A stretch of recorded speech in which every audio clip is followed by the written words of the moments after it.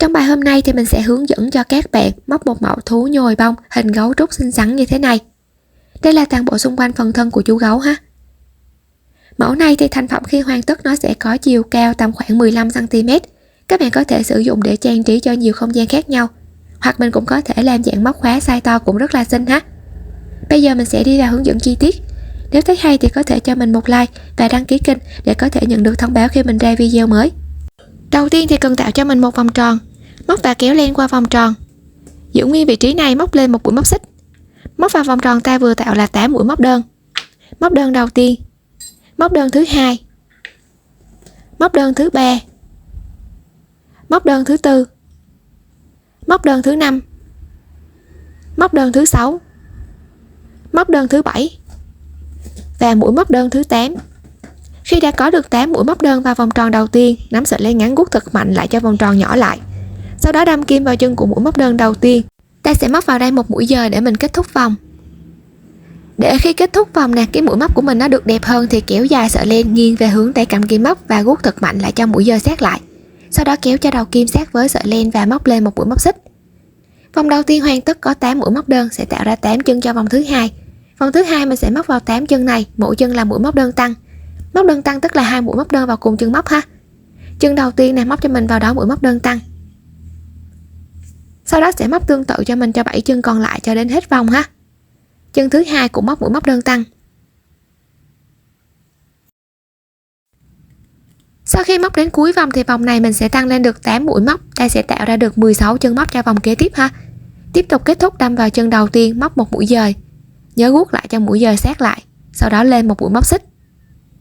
Đến vòng móc thứ ba thì sẽ móc cho mình theo công thức như sau.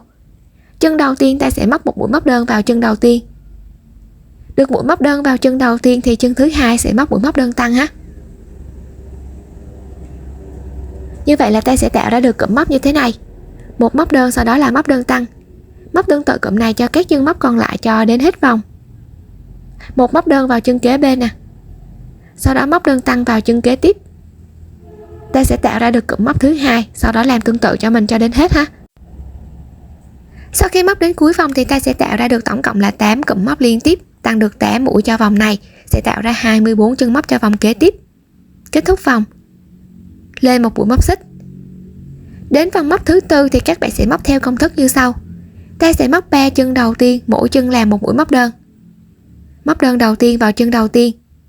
Móc đơn thứ hai vào chân thứ hai và móc đơn thứ ba vào chân thứ ba. Khi đã có được 3 mũi móc đơn liên tiếp rồi thì chân kế tiếp sẽ móc mũi móc đơn tăng. Ta sẽ tạo ra được cụm móc như thế này. 3 mũi mỗi chân, sau đó là móc đơn tăng. Móc tương tự cụm này cho các chân móc còn lại cho đến hết vòng. Sau khi móc đến cuối vòng mình tạo ra được tổng cộng là 6 cụm móc liên tiếp, tăng được 6 mũi vào vòng này, tạo ra được 30 chân móc cho vòng kế tiếp. Kết thúc vòng. Lên một mũi móc xích. Đến cái vòng móc thứ 5 thì ở vòng móc thứ 5 các bạn sẽ dựa cho mình vào cái vòng móc mà mình vừa móc.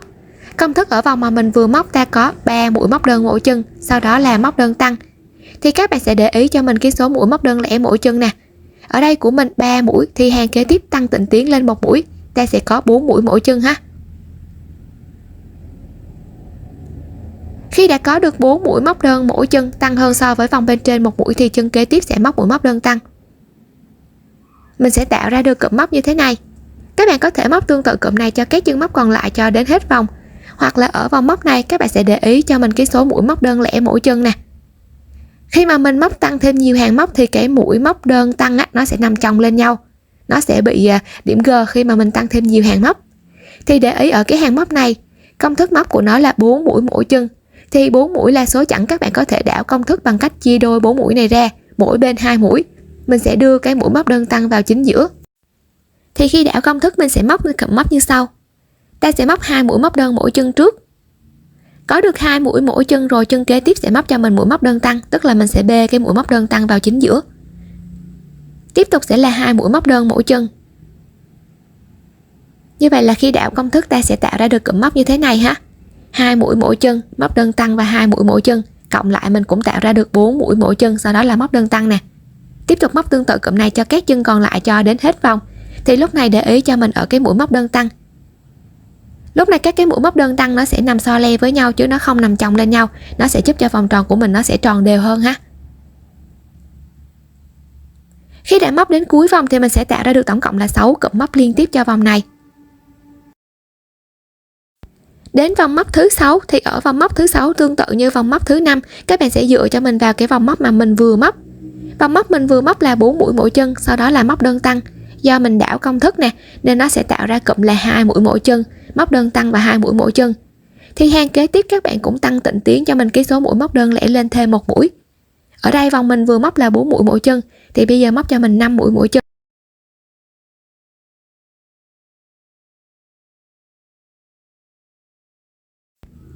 Được 5 mũi mỗi chân rồi thì chân kế tiếp sẽ móc mũi móc đơn tăng. Ta tạo ra được cụm móc như thế này, 5 mũi mỗi chân, sau đó là móc đơn tăng. Tiếp tục móc tương tự cụm này cho các chân móc còn lại cho đến cuối vòng. Sau đó sẽ móc thêm nhiều hàng móc tương tự như vậy nữa cho đến khi ta đạt được cái độ rộng của cái phần đầu. Công thức mình có để trên màn hình nè, và nhớ đảo công thức ở những hàng mà có số mũi móc đơn lẻ là số chẵn ha. Đối với size đang móc thì ở đây mình sẽ tăng mũi lên đến hàng thứ 9. Hàng thứ 9 sẽ có cụm móc là 4 mũi mỗi chân, mũi móc đơn tăng và 4 mũi mỗi chân, là ở đây mình đảo công thức rồi nè. Ta sẽ tạo ra được 60 chân móc cho vòng móc thứ 10. Ở vòng móc thứ 10 mình sẽ móc đều và không cần phải tăng mũi. Do lúc này nó đã đạt được cái độ rộng của phần đầu rồi ha. Thì hàng thứ 10 mình sẽ móc mỗi chân là một mũi móc đơn. Ta sẽ có 60 mũi móc đơn vào 60 chân. Móc tương tự cho mình cho đến hết vòng, sau đó móc thêm nhiều hàng móc tương tự như vậy nữa cho đến khi mình đạt được cái độ sâu của phần đầu. Thì cái số hàng móc này các bạn sẽ móc lên cho mình đến hàng móc thứ 18 ha, và mình sẽ gặp nhau ở hàng thứ 19. Khi đã hoàn tất cho mình được đến hàng thứ 18, tạo được cái độ sâu cho cái phần đầu rồi nè, mình sẽ tạo ra được cái form đầu như thế này. Bây giờ mình sẽ giảm mũi cho cái phần đầu nó bít lại. Thì ở cái hàng giảm mũi đầu tiên này các bạn sẽ dựa cho mình vào cái hàng mà mình tăng mũi cuối cùng ở bên trên. Công thức ở hàng tăng mũi cuối cùng bên trên của mình đó là hàng thứ 9 với công thức là 4 mũi mỗi chân, mũi móc đơn tăng và 4 mũi mỗi chân, tức là 8 mũi mỗi chân, sau đó là móc đơn tăng ha, do mình đảo công thức nè. Thì bây giờ các bạn sẽ bê cho mình cái số mũi móc đơn lẻ của cái hàng mà mình vừa tăng gần nhất. Các bạn sẽ bê cho mình xuống phía dưới ha. Ở đây mình cũng có để đảo công thức ở cái vòng này. Ta sẽ móc 4 mũi móc đơn mỗi chân trước. Móc đơn đầu tiên vào chân đầu tiên. Móc đơn thứ hai vào chân thứ hai. Móc đơn thứ ba và mũi móc đơn thứ tư. Có được 4 mũi mỗi chân rồi, hai chân móc kế tiếp mình sẽ móc mũi móc đơn giảm. Thì để móc mũi móc đơn giảm nè, ta sẽ đâm vào chân cần giảm đầu tiên, kéo lên qua chân móc. Trên kim được 2 đường móc thì đâm vào chân thứ hai mà mình cần giảm, kéo lên qua chân móc. Khi trên kim được 3 đường móc, kéo qua hết 3 đường trên kim. Sau đó tiếp tục móc 4 mũi móc đơn mỗi chân.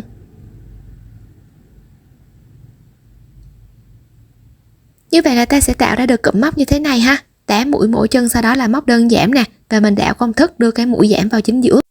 Nó cũng tương tự giống như cái hàng tăng ở bên trên, cũng đảo công thức ở những hàng có mũi móc đơn lẻ là số chẵn nha. Móc tương tự cụm này cho các chân móc còn lại cho đến hết vòng.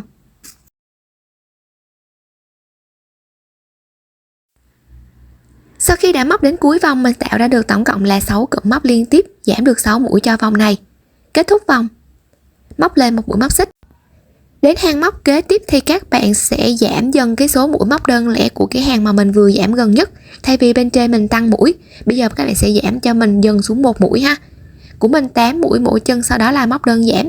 Thì hàng kế tiếp giảm đi một mũi, ta sẽ còn 7 mũi móc đơn mỗi chân.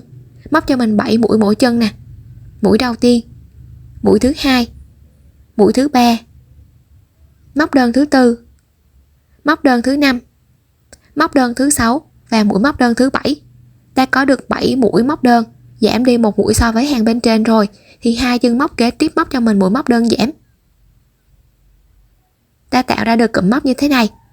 Tiếp tục móc tương tự cụm này cho các chân móc còn lại cho đến hết vòng. Sau đó các bạn sẽ móc thêm cho mình nhiều hàng móc giảm mũi nữa. Các hàng kế tiếp thì cũng giảm dần số mũi móc đơn lẻ của cái hàng mà mình vừa móc gần nhất ha, giảm đi dần dần xuống một mũi, và nhớ đảo công thức cho cái vòng tròn của mình nó tròn đều hơn. Những bạn nào mà khó áp dụng cách giảm mũi này thì mình có để công thức trên màn hình ha, cứ móc cho mình cho đến hàng móc thứ 24. Lúc này khi mà mình móc đến hàng thứ 24, ta sẽ tạo ra được một cái độ rộng vừa phải như thế này. Các bạn sẽ nhồi cho mình một ít gòn vào bên trong cho cái phần đầu của chú gấu nó được cứng cáp hơn nè, và mình sẽ nắn chỉnh cho phần gòn nó đều lại ha. Ta sẽ ra được cái form đầu nè. Đến hàng móc thứ 25 Ở hàng móc thứ 25 này các bạn sẽ móc cho mình 8 cụm móc liên tiếp. Và cụm móc của mình sẽ là một móc đơn vào chân đầu tiên. Sau đó móc đơn giảm vào hai chân móc kế tiếp. Đâm kim lần lượt vào hai chân cần giảm, sau đó kéo qua 3 đường trên kim. Ta sẽ tạo ra được cụm móc như thế này ha. Móc tương tự cụm này cho các chân móc còn lại cho đến hết vòng. Khi móc được đến cuối vòng ta sẽ tạo được 8 cụm móc liên tiếp ha, giảm đi được 8 mũi cho vòng này. Kết thúc cũng đâm vào chân đầu tiên móc một mũi dời. Nhớ guốc mạnh lại cho mũi dời sát lại, sau đó móc lên một mũi móc xích. Như vậy là ta sẽ tạo ra được tổng cộng là 16 chân móc cho hàng kế tiếp. Thì ở hàng kế tiếp vào 16 chân móc này các bạn sẽ móc cho mình liên tiếp là 8 mũi giảm vào hết 16 chân này ha. Ta sẽ có 8 mũi giảm liên tiếp nè. Mũi giảm đầu tiên vào hai chân đầu tiên. Kéo qua 3 đường nè. Tiếp tục mũi giảm thứ hai. Móc tương tự cho mình cho đến hết vòng ha. Khi hoàn tất được 8 mũi giảm liên tiếp thì kết thúc các bạn móc mũi dời vào chân đầu tiên, sau đó guốc lại cho mũi dời sát lại. Và lúc này mình sẽ không móc lên một xích, các bạn sẽ cắt cho mình một đoạn len vừa đủ dài. Kéo sợi len qua cái nút này. Sử dụng kim khâu xỏ sợi len vào trong kim khâu. Ở đây mình sẽ có 8 cái chân móc của 8 mũi giảm ở cái vòng cuối cùng này. Thì ở 8 chân này các bạn sẽ đâm cho mình vào đường móc bên ngoài của từng chân móc ha. Và để cho cái vòng tròn này nó được đẹp hơn, các bạn bỏ qua chân đầu tiên, mình sẽ đâm kim vào chân thứ hai và sẽ đâm kim vào cái đường phía bên ngoài, đâm từ ngoài vào trong. Bỏ qua chân thứ ba, đâm vào chân thứ tư. Bỏ qua chân thứ năm, đâm vào chân thứ sáu. Bỏ qua chân thứ bảy và đâm vào chân thứ 8. Như vậy là 8 cái mũi đó mình sẽ luồn vào 4 chân. Sau đó mình sẽ guốc thật mạnh lại thì vòng tròn của mình nó sẽ khít lại. Các bạn sẽ guốc lại cho cái mũi của mình nó cố định, sau đó mình sẽ giấu sợi len thừa vào bên trong.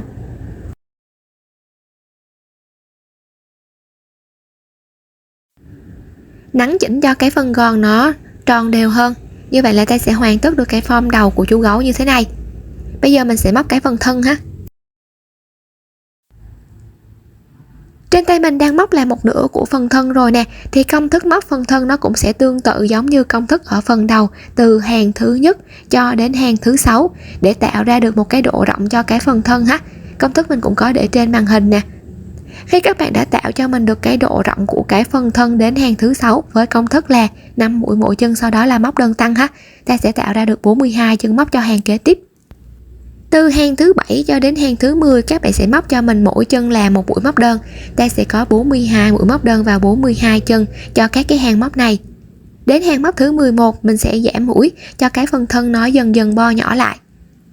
Để giảm mũi thì cách canh nó cũng tương tự giống như cái phần đầu. Mình sẽ dựa vào cái hàng mà mình tăng gần nhất. Hàng tăng gần nhất của mình là 5 mũi mỗi chân, sau đó là móc đơn tăng. Thì bây giờ cái hàng giảm đầu tiên này các bạn sẽ bê cho mình cái số mũi móc đơn lẻ xuống dưới phía dưới. Mình sẽ móc 5 mũi móc đơn mỗi chân trước ha. Mũi đầu tiên nè. Tiếp tục móc đơn thứ hai, móc đơn thứ ba, móc đơn thứ tư và móc đơn thứ 5. Có được 5 mũi móc đơn mỗi chân rồi thì ở bên này hai chân kế tiếp các bạn sẽ móc cho mình mũi móc đơn giảm. Ta sẽ tạo ra được cụm móc như thế này, 5 mũi mỗi chân, sau đó là móc đơn giảm. Móc tương tự cụm này cho các chân móc còn lại cho đến hết vòng. Sau khi móc đến cuối vòng ta tạo ra được tổng cộng là 6 cụm giảm liên tiếp, giảm đi được 6 mũi. Hàng thứ 12 các bạn sẽ móc đều và không cần phải giảm mũi nha. Mình có 36 chân móc của hàng móc thứ 11, các bạn sẽ móc cho mình mỗi chân là một mũi móc đơn. Ta có 36 mũi móc đơn vào 36 chân. Móc đến kết thúc vòng thì móc thêm cho mình hai hàng móc tương tự như vậy nữa, tức là hàng thứ 12, 13 và 14 công thức móc sẽ tương tự như nhau. Khi hoàn tất được đến hàng thứ 14, ta sẽ tạo ra được một cái độ cao cho cái phần thân như thế này. Đến hàng thứ 15 thì tiếp tục giảm mũi. Để giảm mũi ở hàng 15 mình dựa vào cái hàng mà mình vừa giảm gần nhất. Ta cũng giảm dần cái số mũi móc đơn lẻ của cái hàng vừa giảm gần nhất xuống một mũi. Ở đây của mình 5 mũi mỗi chân, sau đó là móc đơn giảm. Thì bây giờ giảm đi một mũi, ta sẽ có 4 mũi mỗi chân. Và đối với cái phần thân này các bạn sẽ không cần phải đảo công thức, mình cứ móc bình thường ha, cứ giảm dần số mũi móc đơn lẻ xuống 1 mũi là được. Hàng này thì mình sẽ có 4 mũi móc đơn mỗi chân. Mũi thứ 2, mũi thứ 3 và mũi thứ 4. Có được 4 mũi mỗi chân rồi thì 2 chân móc kế tiếp móc mũi móc đơn giảm. Móc đơn giảm thì cũng tương tự ha, đâm lần lượt vào 2 chân, sau đó kéo qua 3 đường, ta tạo ra được cụm móc như thế này. Móc tương tự cụm này cho các chân móc còn lại cho đến cuối vòng. Và ở phần thân này khi mình móc một hàng giảm thì 3 hàng kế tiếp móc đều, một hàng giảm thì 3 hàng kế tiếp móc đều ha. Công thức mình có để trên màn hình nè. Các bạn sẽ móc cho mình cho đến khi cái phần thân nó có cái độ cao vừa phải và cái độ rộng này nó sẽ giảm dần vừa phải, chứ nó không có giảm một cách nhanh chóng giống như là cái phần đầu ha. Thì các bạn có thể tham khảo cho mình công thức trên màn hình nè. Và đối với phần thân ở đây mình có thay màu cho cái phần thân nó tạo điểm nhấn hơn, nên các bạn sẽ thay màu cho mình ở hàng thứ 18. Khi mà mình hoàn tất hàng thứ 17 tạo ra 30 mũi móc đơn, đến cái mũi cuối cùng của hàng 17 này mình sẽ không kết thúc hàng, mà ở cái chân mũi đơn cuối cùng của hàng này mình đâm kim vào đường bên ngoài của chân mũi đơn này và một đường nằm thẳng của cái chân mũi đơn này luôn. Trên kim có 2 đường móc thì lúc này mình sẽ đưa cái sợi len cần thay ra phía sau, chừa một đoạn vừa đủ dài, kéo sợi len cần thay qua 2 đường trên kim. Lúc này ta mới kết thúc hàng nè, đâm vào chân đầu tiên móc một mũi dời. Nhớ nắm sợi len phía sau đó guốc mạnh lại cho cái mũi dời sát lại, lên một mũi móc xích.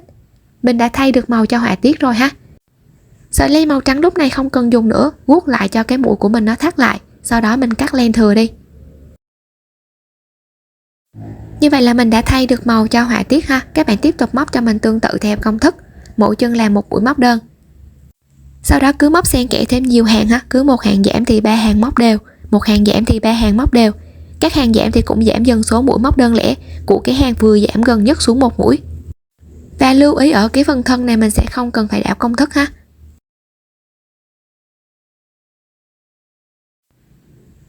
Khi đã hoàn tất được chiều cao của phần thân rồi, hàng cuối cùng của phần thân sẽ tạo ra 24 mũi móc đơn. Nhồi gòn vào bên trong cho phần thân được cứng cáp. Khâu phần thân này với cái hàng giảm mũi của phần đầu. Thì để ý phần đầu nè, đây là cái vòng mà mình khâu bít lại. Đây là hàng thứ 2, hàng thứ 3. Thì mình sẽ khâu giữa hàng thứ 3 và thứ 4 nha. Các bạn sẽ khâu cho mình vào những cái chân móc giữa hàng thứ 3 và hàng thứ 4. Phần đầu thì mình sẽ đâm kim vào những cái chân móc nằm cùng một hàng móc. Đây, đâm kim như thế này khi mà mình khâu ha. Vào chân móc này, sau đó đâm qua chân kế bên. Khi cái chân móc mà mình vừa đâm kim lên thì các bạn tiếp tục đâm xuống và đâm qua chân kế tiếp. Chân vừa đâm kim lên nè thì đâm xuống và đâm qua chân kế tiếp. Thì đây là cách khâu khi các bạn đâm kim ở cái chân móc phần đầu. Còn đối với cái phần thân thì mình sẽ đâm kim từ ngoài vào trong từng cái chân móc liên tiếp nha. Đâm từ ngoài vào trong như thế này. Thì bây giờ mình sẽ hướng dẫn cách khâu nè. Đây là phần thân, đưa cho mình vào với cái phần đầu. Các bạn sẽ chọn cho mình cái điểm mà mình kết thúc mỗi hàng móc, đưa ra phía sau nè. Phần đầu ha thì đâm vào giữa hàng thứ 3 và thứ 4. Từ dưới lên nè. Mình sẽ đâm vào những chân móc nằm ngang ha. Đâm vào chân này, sau đó đâm qua chân kế tiếp. Kéo lên. Còn cái phần thân thì mình sẽ đâm từ ngoài vào trong chân móc kế bên. Phần đầu chân vừa đâm kim lên thì đâm xuống và đâm ngang qua chân kế tiếp. Kéo lên. Thân thì đâm từ ngoài vào trong chân kế bên. Đầu ha, chân móc vừa đâm kim lên thì đâm xuống và đem ngang qua chân kế tiếp. Kéo lên. Khi các bạn khâu như vậy khoảng tầm 2 cho đến 3 mũi thì mình sẽ guốc thật mạnh lại cho cái đường khâu nó sát lại. Sau đó mình sẽ khâu tương tự cho đến hết. Như vậy là ta sẽ khâu hoàn tất được phần thân và phần đầu rồi. Bây giờ mình sẽ móc những cái họa tiết trang trí. Trên tay mình đang móc là cái phần mũi ha. Công thức móc phần mũi nó sẽ tương tự giống như cách móc ở cái phần đầu, từ hàng thứ nhất cho đến hàng thứ 3. Vòng 1 với 8 mũi đơn, vòng 2 8 mũi tăng, vòng 3 8 cộng 1 đơn và 1 tăng, ta tạo ra được 24 mũi móc đơn. Tạo ra 24 chân cho vòng kế tiếp. Thì phần mũi đến hàng móc thứ 4, các bạn sẽ móc cho mình mỗi chân làm một mũi móc đơn. Ta có 24 mũi móc đơn vào 24 chân. Móc tương tự cho mình cho các chân móc còn lại cho đến hết vòng. Sau đó các bạn sẽ làm tương tự cho mình thêm một hàng như vậy nữa. Tức là ở đây mình sẽ có 2 hàng móc đều ha. hoàn tất cho mình đến hàng thứ 5. Như vậy là ta sẽ tạo ra được cái độ sâu cho cái phần mũi với 5 hàng móc như thế này. Đến điểm kết thúc thì các bạn sẽ cắt một đoạn len vừa đủ dài và mình sẽ sử dụng đoạn len này, mình sẽ khâu vào trong cái phần đầu ha. Như vậy là ta đã hoàn tất được cái phần mũi rồi nè. Kế tiếp phần mũi thì sẽ là phần tai. Công thức móc tai nó sẽ tương tự giống như công thức móc phần mũi từ hàng thứ nhất cho đến hàng thứ 5. Và đối với cái phần mũi nè, hàng thứ 6 và thứ 7 các bạn cũng móc tương tự như hàng thứ 4 và thứ 5. Tức là chiều cao của phần tai nó sẽ cao hơn so với chiều cao của phần mũi khoảng tầm 2 hàng móc để tạo được một cái độ sâu cho cái phần tai như thế này. Công thức mình cũng có để trên màn hình ha. Khi kết thúc thì nhớ cắt một đoạn len vừa đủ dài. Phần tai thì khi khâu mình sẽ không nhồi gòn mà các bạn sẽ gập cho mình cái phần tai theo cái hướng của cái mũi mình vừa kết thúc và mình sẽ khâu bo lại ở với phần đầu như thế này ha. Ta tạo ra được phần tai. Trên tay mình đang cầm là chi trước, hay mình có thể gọi tắt là tay đi ha. Thì các bạn sẽ tạo cho mình một vòng tròn, móc và kéo len qua vòng tròn, giữ nguyên vị trí này lên một mũi móc xích. Sau đó móc vào vòng tròn ta vừa tạo là 6 mũi móc đơn. Móc đơn đầu tiên, mũi móc đơn thứ 2, móc đơn thứ 3, móc đơn thứ 4, móc đơn thứ 5 và mũi móc đơn thứ 6. Có được 6 mũi rồi, nắm sợi len ngắn guốc thật mạnh lại cho vòng tròn sát lại. Đâm vào chân của mũi móc đơn đầu tiên, móc một mũi dời. Nhớ guốc lại cho mũi dời sát lại, lên một mũi móc xích. Vòng móc thứ 2 mình sẽ móc 6 mũi tăng vào 6 cái chân đầu tiên này. Chân đầu tiên móc mũi tăng. Làm tương tự cho mình cho 5 chân còn lại ha. Khi hoàn tất được 6 mũi tăng vào 6 chân rồi thì kết thúc vòng. Sau đó móc lên một mũi móc xích. Hàng móc thứ 3 các bạn sẽ móc cho mình cụm móc là một móc đơn. Sau đó là mũi tăng vào chân kế tiếp. Ta tạo ra được cụm móc như thế này, một đơn sau đó là móc đơn tăng. Móc tương tự cho đến hết vòng. Hoàn tất đến cuối vòng mình tạo ra được tổng cộng là 6 cụm móc liên tiếp, đã có được 18 chân móc cho hàng móc thứ 4. Thì ở hàng móc thứ 4, hàng móc thứ 5 các bạn sẽ móc cho mình mỗi chân là một mũi móc đơn. Ta có 18 mũi móc đơn và 18 chân ha. Mình sẽ gặp nhau ở hàng móc thứ 6. Khi hoàn tất được 5 hàng đầu tiên mình sẽ tạo ra được cái độ sâu cho phần tay, thì đến hàng thứ 6 các bạn sẽ móc cho mình theo công thức như sau. Chân đầu tiên móc một mũi móc đơn. Được mũi móc đơn vào chân đầu tiên thì hai chân móc kế tiếp móc mũi móc đơn giảm. Ta tạo ra được cụm móc như thế này, một móc đơn sau đó là móc đơn giảm. Các bạn sẽ móc cho mình thêm 2 cụm móc như vậy nữa. Một móc đơn, sau đó là móc đơn giảm vào hai chân kế tiếp. Ta tạo được cụm móc thứ 2 ha. Tiếp tục móc cụm thứ 3 nè. Một đơn, móc đơn giảm. Khi đã có được 3 cụm móc liên tiếp như thế này rồi thì còn 9 chân cuối cùng, mỗi chân móc một mũi móc đơn.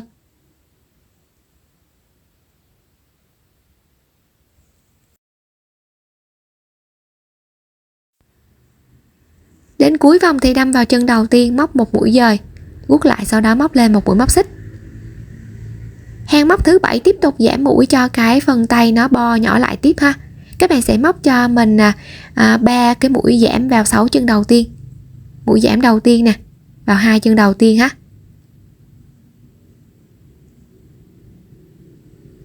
Tiếp tục mũi giảm thứ 2 vào hai chân kế tiếp. Mũi giảm thứ 3.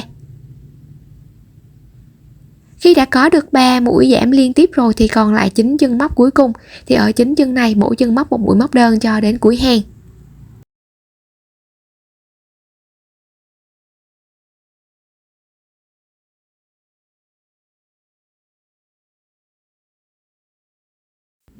Hoàn tất đến cuối hàng thì kết thúc hàng, đâm vào chân đầu tiên, móc một dời, guốc lại và lên một xích. Hàng móc thứ 7 mình vừa móc nó sẽ tạo ra được 12 chân móc, tạo ra được một cái độ rộng cho cái phần tay rồi nè, và nó sẽ có cái độ nhô ra ở phía trước như thế này. Đến hàng móc thứ 8 trở đi các bạn sẽ móc đều cho mình, mỗi chân là một mũi móc đơn. Do cái hàng này nó đã tạo được cái độ rộng vừa phải cho phần tay rồi ha. Mình sẽ không cần phải giảm mũi nữa. Móc mỗi chân là một mũi móc đơn. Ta có 12 mũi móc đơn vào 12 chân.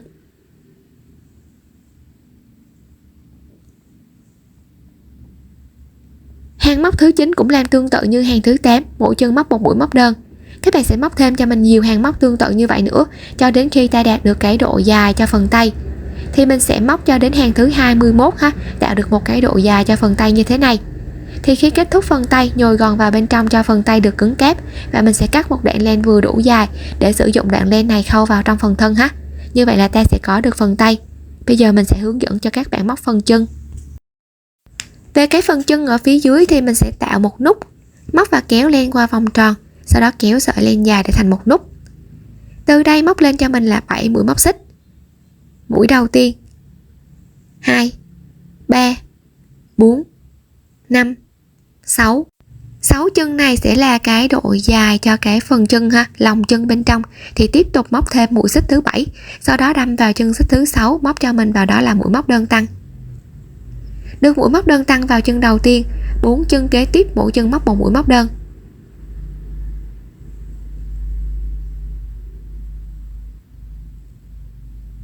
Được 4 mũi móc đơn vào 4 chân liên tiếp, còn lại chân cuối cùng thì ở chân cuối cùng móc cho mình 4 mũi móc đơn vào cùng cái chân móc cuối cùng này.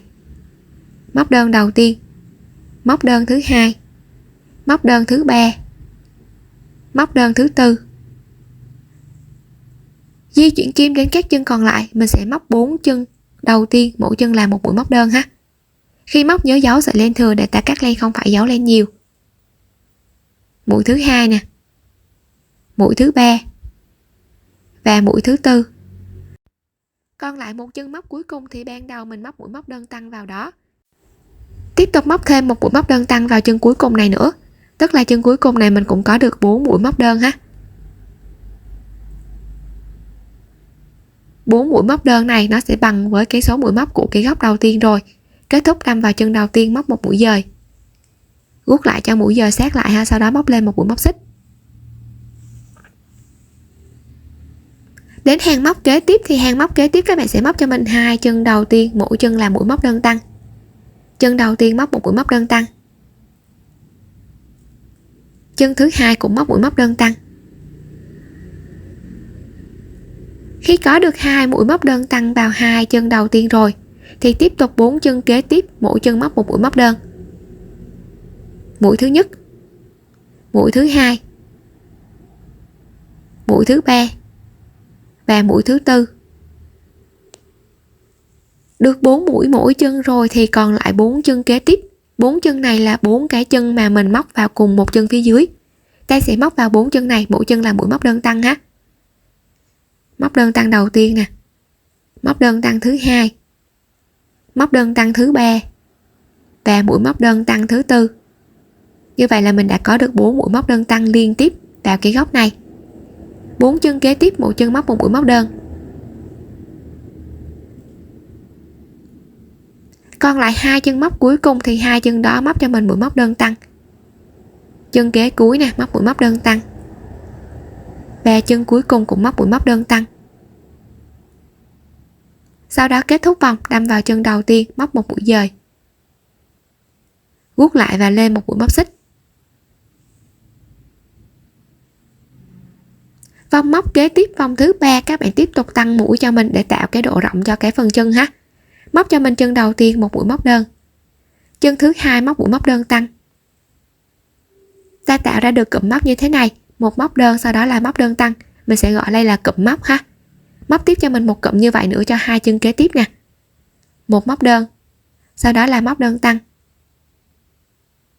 Ta đã có được 2 cụm thì 4 chân kế tiếp móc cho mình, mỗi chân là một mũi móc đơn.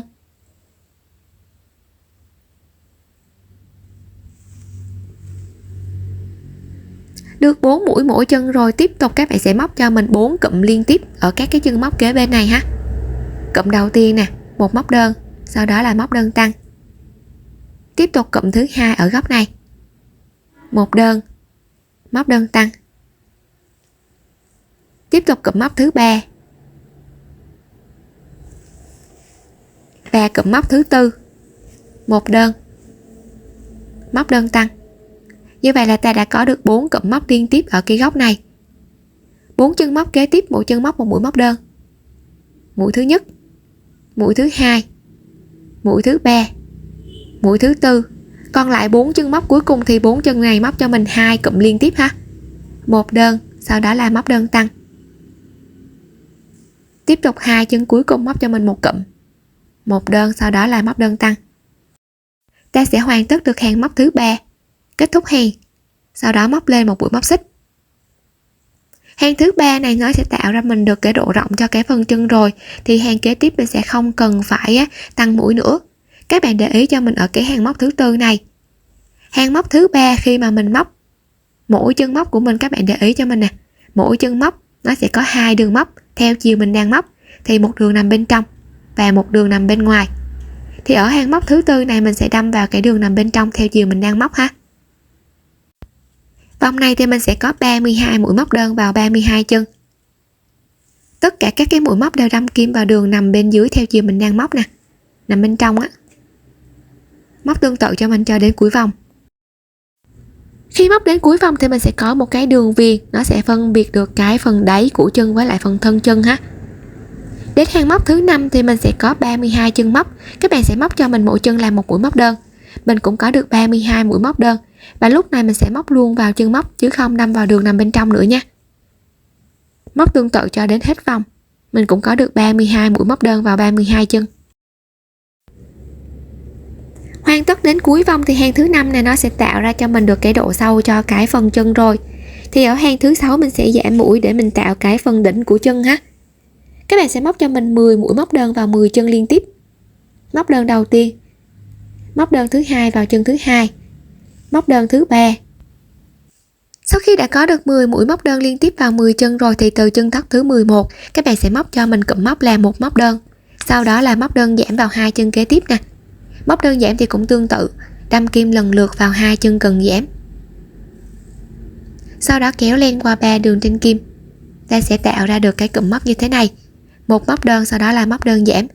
Tiếp tục móc thêm 3 cụm tương tự như vậy nữa ha, tức là ta sẽ có 4 cụm liên tiếp như thế này. Một móc đơn vào chân kế bên nè. Sau đó móc đơn giảm vào chân kế tiếp. Đâm lần lượt vào 2 chân, kéo qua 3 đường trên kim, ta có được cụm móc thứ 2. Tiếp tục cụm thứ 3, một đơn và móc đơn giảm. Cụm móc thứ 4, một móc đơn, sau đó là móc đơn giảm. Như vậy là ta sẽ tạo ra được tổng cộng là 4 cụm móc liên tiếp như thế này, giúp cho cái phần đỉnh của chân nó dần dần bo nhỏ lại. Còn lại 10 chân móc thì mỗi chân móc một mũi móc đơn cho đến hết hàng.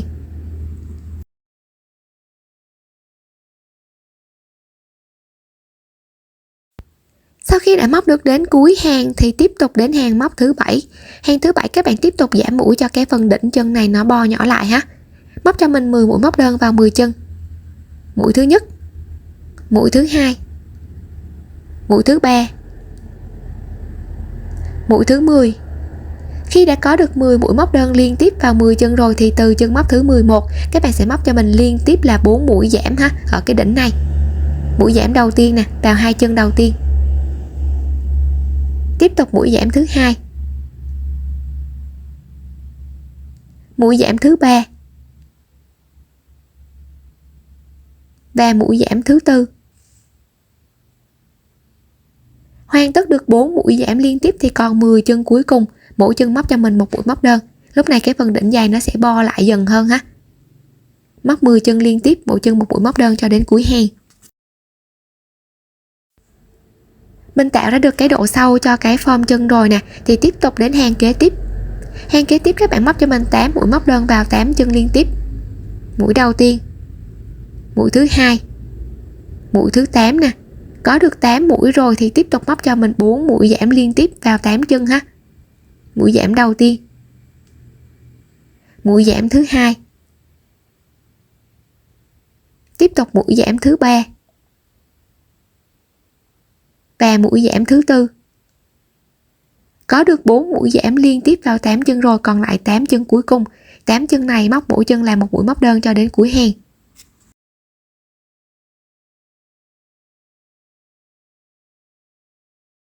Hoàn tất được hàng móc thứ 8 đến hàng thứ 9 tiếp tục giảm mũi. Các bạn tiếp tục móc cho mình 8 chân móc đầu tiên, mỗi chân là một mũi móc đơn ha. Móc đơn đầu tiên, móc đơn thứ hai, móc đơn thứ 3. Hoàn tất được 8 mũi móc đơn liên tiếp thì các bạn tiếp tục móc cho mình 2 mũi giảm vào 4 chân kế bên ha. Mũi giảm đầu tiên, tiếp tục mũi giảm thứ hai. Như vậy là ta sẽ có được 2 mũi giảm liên tiếp ở cái phần đỉnh này. Còn lại 8 chân móc cuối cùng, mỗi chân móc một mũi móc đơn cho đến cuối hàng. Hoàn tất được hàng móc thứ 9, nó sẽ tạo ra được một cái độ rộng cho cái phần chân rồi. Từ hàng móc thứ 10 trở đi mình sẽ móc đều và không cần phải giảm mũi nữa. Ta có 18 chân móc của cái hàng thứ 9. Các bạn sẽ móc cho mình từ hàng thứ 10 trở đi nè. Mỗi chân móc một mũi móc đơn. Mình sẽ có 18 mũi móc đơn vào 18 chân ha. Mũi đầu tiên, mũi thứ hai, mũi thứ ba. Hoàn tất đến cuối vòng ta có 18 mũi móc đơn vào 18 chân, tạo ra được cái độ rộng cho phần chân rồi. Thì các bạn sẽ nhồi cho mình một ít gòn vào bên trong cho phần chân nó ra form hơn nè. Hàng móc thứ 11 trở đi sẽ làm tương tự như hàng thứ 10, mỗi chân móc cho mình một mũi móc đơn vào mỗi chân móc. Ta cũng có 18 mũi móc đơn vào 18 chân ha. Các bạn sẽ móc cho mình cho đến hàng móc thứ 22 và mình sẽ gặp nhau ở hàng thứ 23. Sau khi hoàn tất đến hàng thứ 22, ta tạo ra được cái độ dài cho cái phần chân dưới rồi, thì các bạn sẽ nhồi cho mình cái phần gòn vào bên trong. Lưu ý ở cái phần chân dưới này, khi nhồi gòn, nhồi cho mình một lượng gòn vừa phải thôi, để khi mà mình khâu vào phần thân á, nó sẽ có cái độ bo ôm hơn nè. Các bạn nhồi cho mình một ít gòn thôi ha, chứ đừng có nhồi quá cứng. Đến hàng thứ 23 thì mình tiếp tục giảm mũi cho cái phần chân này nó bít lại luôn. Ta đang có 18 chân móc, thì ở hàng thứ 23 này các bạn sẽ móc cho mình cụm móc như sau. Chân đầu tiên móc một mũi móc đơn, sau đó móc mũi móc đơn giảm vào 2 chân kế tiếp. Ta tạo ra được cụm móc như thế này, một móc đơn sau đó là móc đơn giảm. Móc tương tự cụm này cho các chân còn lại cho đến hết vòng. Khi móc đến hết vòng thì ta sẽ tạo ra được tổng cộng là 6 cụm móc liên tiếp. Đến hàng thứ 24 thì các bạn sẽ móc cho mình vào 12 chân của hàng móc thứ 23 mà mình vừa móc á. Các bạn sẽ móc cho mình liên tiếp là 6 mũi giảm và 12 cái chân móc này ha. Mũi giảm đầu tiên nè, vào 2 chân đầu tiên. Tiếp tục mũi giảm thứ hai. Tương tự cho mình cho đến hết vòng. Khi hoàn tất được 6 mũi giảm liên tiếp thì lúc này mình sẽ guốc cho mũi dời sát lại và cắt một đoạn len vừa đủ dài. Kéo sợi len qua. Sử dụng kim khâu xỏ sợi len vào trong kim khâu. Ở đây mình đang có 6 chân móc. Thì 6 chân này các bạn tiếp tục mình bo bít lại giống như cái phần đầu. Bỏ qua chân đầu tiên, đâm vào chân thứ hai. Đâm từ ngoài vào trong ha, vào đường móc ở bên ngoài của chân thứ hai. Kéo len. Bỏ qua chân thứ ba, đâm vào chân thứ tư, đâm vào đường móc bên ngoài của chân thứ tư. Bỏ qua chân thứ 5 và đâm vào chân thứ 6. Sau đó mình guốc thật mạnh lại cho cái vòng tròn khít lại. Như vậy là ta sẽ hoàn tất được cái phần chân ha. Ở đây lưu ý khi mà các bạn cắt cái phần len dài ở cái phần chân á, mình cắt một đoạn len thật là dài để khi mà mình khâu á, nó sẽ đủ cái đoạn len hơn ha. Ta sẽ hoàn tất được phần chân rồi, bây giờ mình sẽ tiến hành khâu họa tiết vào trong thân. Mình sẽ khâu cái phần tay trước ha. Các bạn sẽ gập cho mình cái phần tay theo cái chiều mà mình đang đưa ra nè. Cái mũi giảm nó nằm ở phía trước á. Thì khi mà mình gập theo cái chiều này lại, nhiều trường hợp cái mũi cuối cùng của mình nó không có nằm ở cái vị trí tâm, thì các bạn có thể dời kim ra cái vị trí tâm.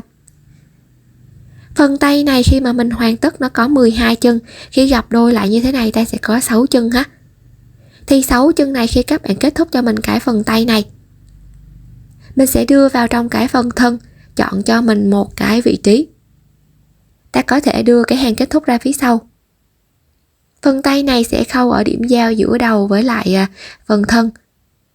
Thì 6 chân của phần thân ha, từ cái vị trí mà mình chọn này, các bạn sẽ dời ra cho mình 6 chân. Mình sẽ đâm ra 6 cái chân. Từ cái chân móc này ha, đâm ra 6 chân nè. Sau đó tiếp tục đâm vào cái điểm giao của cái phần tay, vào cái vị trí đối diện ở với cái điểm này ha. Như vậy là ta đã có được cái vị trí mà mình cần khâu ở phần tay rồi. Quay cái đầu móc lại. Sau đó các bạn sẽ khâu tương tự cho mình cho đến hết ha. Phần tay thì cứ đâm kim từ ngoài vào trong, còn cái phần thân thì đâm vào những cái chân móc tương ứng. Ta sẽ tạo ra được cả phần tay khi khâu hoàn tất rồi nè. Thì bây giờ mình tiếp tục khâu cả phần chân dưới. Ở cái phần chân khi mà mình nhồi một đoạn gòn vừa phải nè, thì khi mà mình khâu vào mình sẽ bo cong như thế này ha, ép sát vào trong phần thân cho nó cân đối với phần tay. Hai chân khi mà mình khâu vào thì nó sẽ có một cái góc nghiêng tầm khoảng 45 độ như thế này ha. Chân này mình sẽ khâu ở hàng móc phần thân từ hàng thứ 7 cho đến hàng thứ 10, tức là 4 cái hàng móc đều. Từ tâm của phần chân sẽ đâm giữa hàng thứ 8 và hàng thứ 9 vào cái chân móc tương đương ha.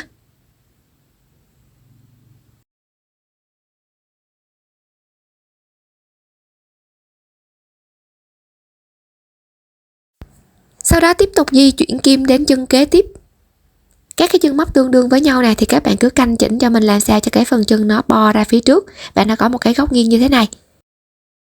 Tiếp tục di chuyển kim đến cái hàng bên trên cũng đâm vào các cái chân móc tương ứng với nhau và các bạn sẽ khâu dần lại ha.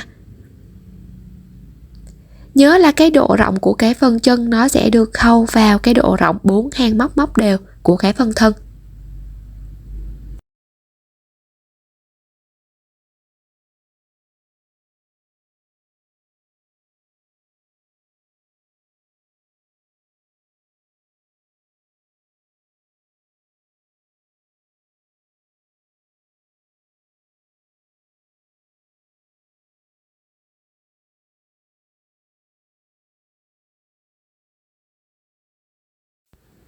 Mình sẽ khâu cho cái phần chân nó có độ sâu tầm khoảng gần 1/2 vô ra phía trước.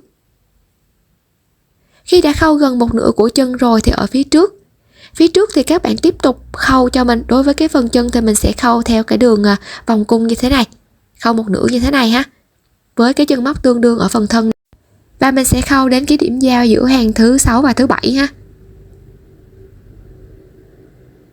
Cứ đâm kim vào từng cái chân móc tương đương với nhau, và ở cái phần chân thì nhớ tạo cái đường vòng cung.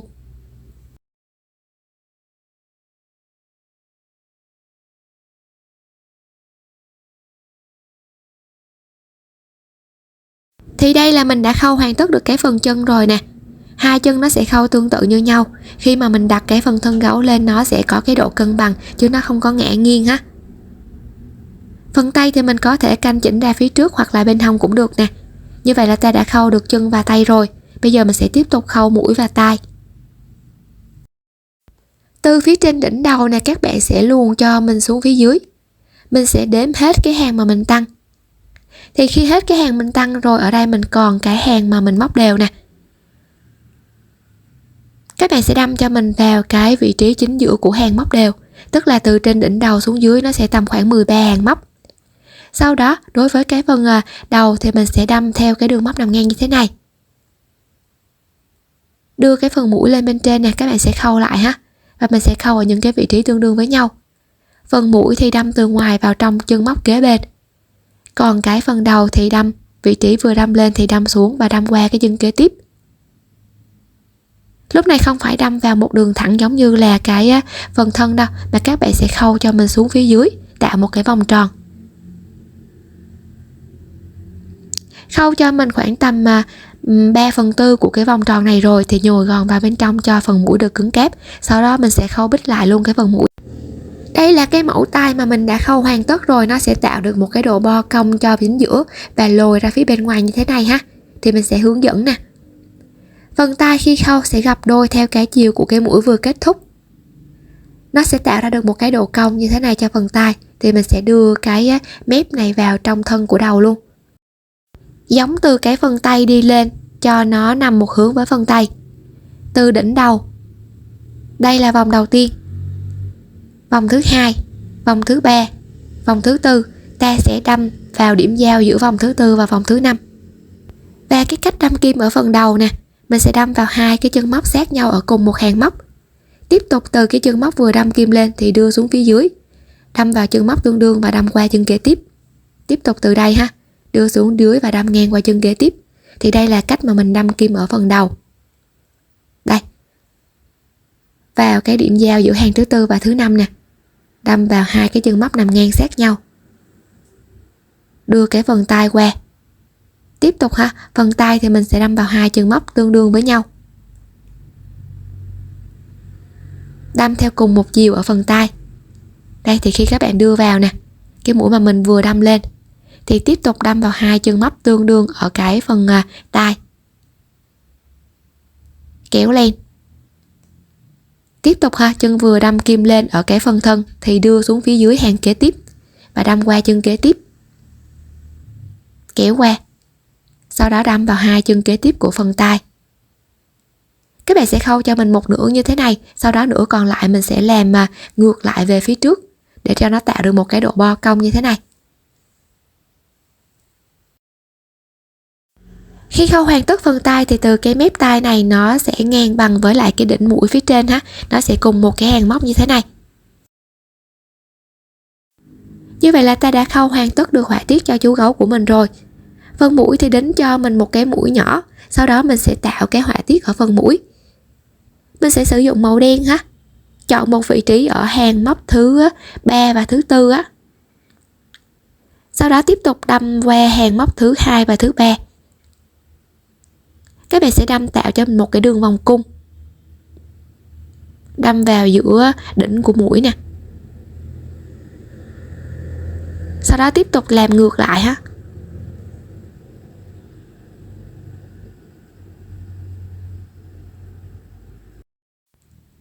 Khi đã khâu hoàn tất được cái phần miệng rồi, sử dụng cho mình một cái lớp nỉ, mình sẽ cắt theo cái đường bán nguyệt để tạo cái nền cho mắt, sau đó đính 2 hạt mắt ở bên trên để cho mắt thêm sinh động hơn.